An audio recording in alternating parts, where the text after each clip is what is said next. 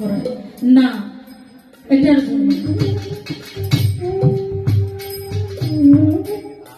গুরু শুধু ধরলেই হবে না, মুকুট পাওয়ার চাইতে ওই মুকুটটা রক্ষা করা হলো সব চাইতে বড় কঠিন কাজ।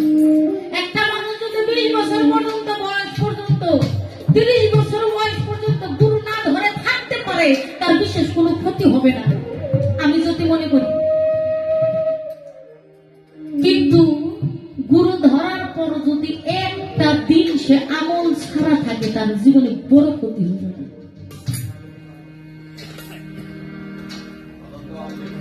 মানব জীবনে 30 বছর বয়স পর্যন্ত যদি কোনো মানুষ গুরু ধরা ছাড়া কাটাই দিতে পারে না বুঝে, তার জীবনে বিশেষ কোনো ক্ষতি হবে না।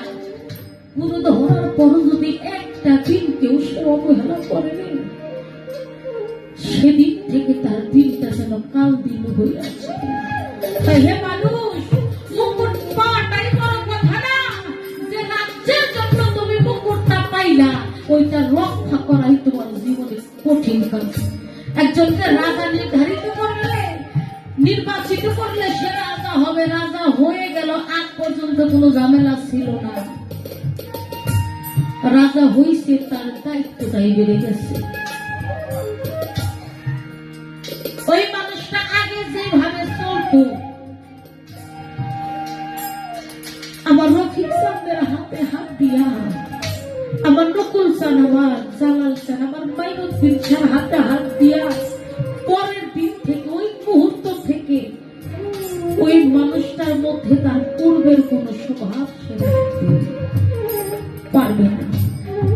সে যদি আগে উচ্চ স্বরে কোনো মানুষের উপর যে কথা কইত, এটা তার একটা অভ্যাসে পরিণত হয়ে গেছিল, সেদিন থেকে তার স্বরধ্বনিটা একটু এমনটাই নিচু হবে যেন তার কথা শুনতে মানুষকে দ্বিতীয়বার জিজ্ঞাসা করা হতো। এটা তরিকতের একটা নিয়ম, কিন্তু আমরা তা করতে পারি না বাবা। আমার একটা তরিকার ভাই যদি এসে জিজ্ঞাসা করে একটা কথা, উচ্চ করে একটু রাগম্বিত কইল, আমার শরীরের রাগটাকে আমি কন্ট্রোল করতে পারি না, আমি তার সাথে 2 গুণ উচ্চ স্বরে কথা বলার চেষ্টা করি। যখন থেকে এই চরিত্রটা আমি যখন ভিতরে ঢুকলো, ওই দিক থেকে আমার আমল নামার কর্মগুলো কাটা পড়তে লাগলো, আমার তরিকতের কাজ শুরু হলো না, আমার দ্বারা নষ্ট হতো।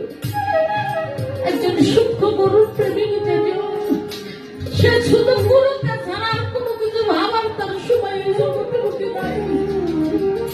কোন মানুষটা তার খারাপ হইল, কোন মানুষটা তার মন্দ বলল, তারা যে কেউ গীবত করলো, এই গীবতের কথাই তো তার কান পর্যন্ত পৌঁছাবে না। গুরু কথা কিন্তু তার কানে শুধু বাঁচতে থাকবে আমার নকুল সার নাম, আমার জালাল চার, আমার মঈনুদ্দিন সার নাম, কারণ ওই নাম ছাড়া ভক্তের কোনো উপায় না।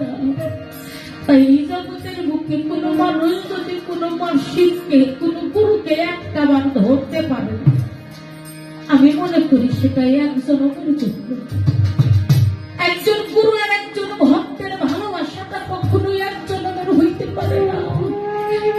এটা জন্ম জন্মান্তরের জন্য তার ঈমান আনতে হবে। শুধু ইহকালে না, আমার মুর্শিদের সাথে আমার পরকালে ভালোবাসা হবে। আমার মাইনুদ্দিন চান, আমার নকুল চান, আমার জালাল চান, আমার মঈনুদ্দিনের সাথে আমার পরকালে আমার মুর্শিদের দেখা হবে। এই অকালে যেমন তার সাথে আমার আত্মায় আত্মায় একটা মিল হয়েছিল, তার আত্মার সাথে একটা মিল করে যেমন আমার অন্তরের কথাগুলো আমি প্রকাশ করছি। আমার ওই নিদান কালেও আমার কথা শুনে, আমার গান শুনে, আমার হৃদয়ের ভাষা শুনে আমার মুর্শিদ আমার শক্তি কোথায় সেটা পাবে।